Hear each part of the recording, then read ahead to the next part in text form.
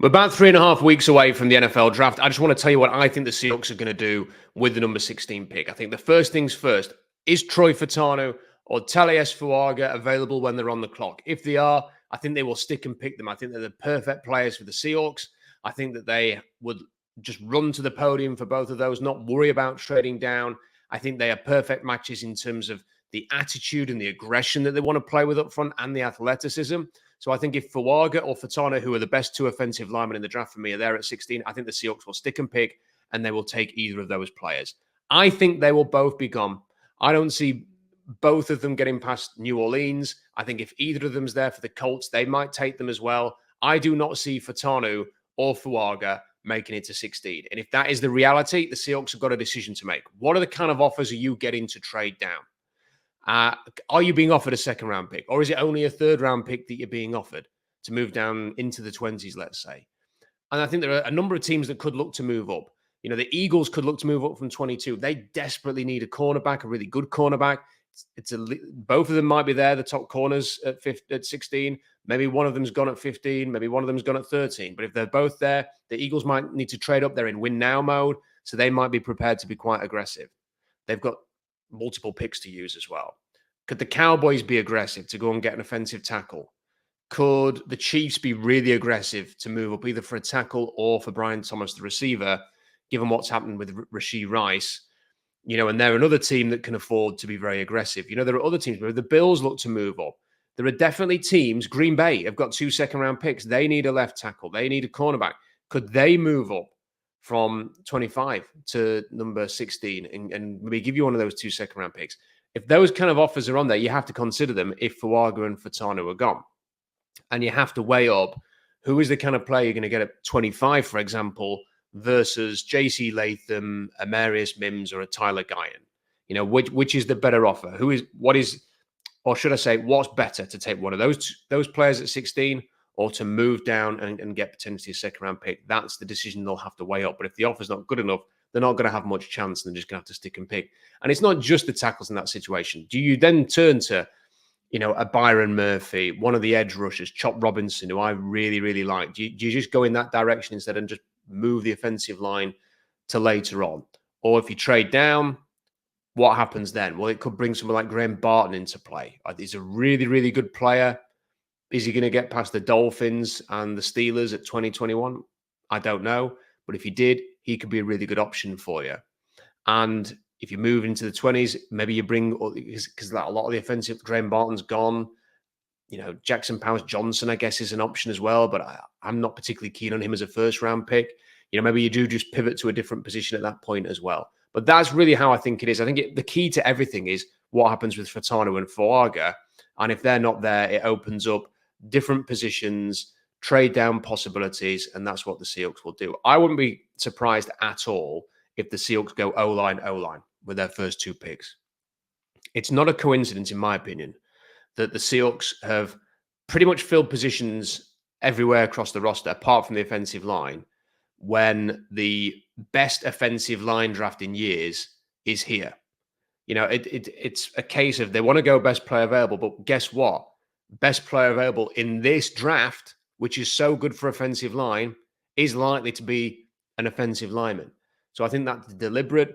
It's purposeful. I think they've got a lot of options there. If they do take Fuaga and Fautanu, I think you try them at tackle, not at guard, like a lot of people think. You know, Abe Lucas could kick inside. Maybe they go and get a guard later on, a Zach Zins or a Dominic Pooney, Trevor Keegan, whoever. McCormick, you pick the Bo Limmer. There's loads of potentially interior offensive linemen in this draft who they could go and get as well. And I think that's what they will reinforce, this offensive line in this draft. That's my prediction. That's what I think they're going to do. And I think it's fair enough. And if they did move Abe Lucas in, again, people always say Abe Lucas is too big to play guard. And I'll just remind people again, Jackson Kirkland was the Washington offensive lineman 2 years ago, converted from tackle, played left guard. He's 6'8" and 320 pounds. And then last year they played a converted tackle at left guard who was 6'6" and 320 pounds. So Scott Huff is very prepared to play a 6'6", 320 pound converted tackle at left guard. So we can forget all of that stuff about Abe Lucas being too big to play guard. I think that's what they'll do. I think they're going to reinforce the offensive line in this draft. I think it's fairly obvious. I think they would be open to quarterbacks. I think the Sam Howell trade is indicative of them feeling like they're not going to have an opportunity to do that. That the players that they want are either not going to be available to them, or at least not going to be available to them in the range that they hope for. I think you can make an argument about, would the Seahawks be better off trying to create a dominant defensive line to begin the Mike McDonald era? I mean, I would like nothing more than the Seahawks to have the reputation of having a top 5 defensive line in the league. By adding to that defensive front, you can perhaps get there, but it's a pure numbers game at this point. Like, if you go and draft Byron Murphy, let's say, at 16, or even after a small trade down, you would then be adding him to Leonard Williams, Jonathan Hankins, Jaron Reed, Draymond Jones, Cam Young, Mike Morris. There's a whole bunch of players there already, and only 2 or 3 can be on the field at the same time. So how likely is it that they're going to draft another player there? I mean, they cut Jaron Reed. I think it's possible they trade Draymond Jones later in the year to save cap money, because that's $11.5 million saved if you trade him after June 1st. So that is an option, but I don't know. It just seems to me like they've stacked the defensive line already. And I guess if they drafted an edge rusher like Chop Robinson, they could always cut Darrell Taylor and save the whole bunch. That's a $20,000 dead cap hit, so it's nothing. That's an option as well. But I think everything at the minute is steering us towards offensive line for the Seahawks, and that's what they're going to do, and that's what my expectation is. I am going away for the next week, so the setting that we have here in terms of the home studio office will not be here. If there's anything that happens that I need to do a video for, I'll be doing it where I'm heading. I am going to be on Puck Sports for the first time this week on Thursday, so keep an eye out for that. Make sure you check that out. Puck's doing a great job there. I did just want to finish with one other thought before we go away. I noticed that Drake May's stock seems to be coming down a little bit. And I've never been that high on Drake May. Throughout the season, I was pushing back against all of this. He could be the number 1 overall pick. He's this, he's that. I thought he was a player who had the tools to warrant consideration in the first round, but was a second-round grade. And that's why I've had him on my board throughout. And people are now sort of going, the pro day wasn't great, and there's these issues, and there's those issues, and stuff like that.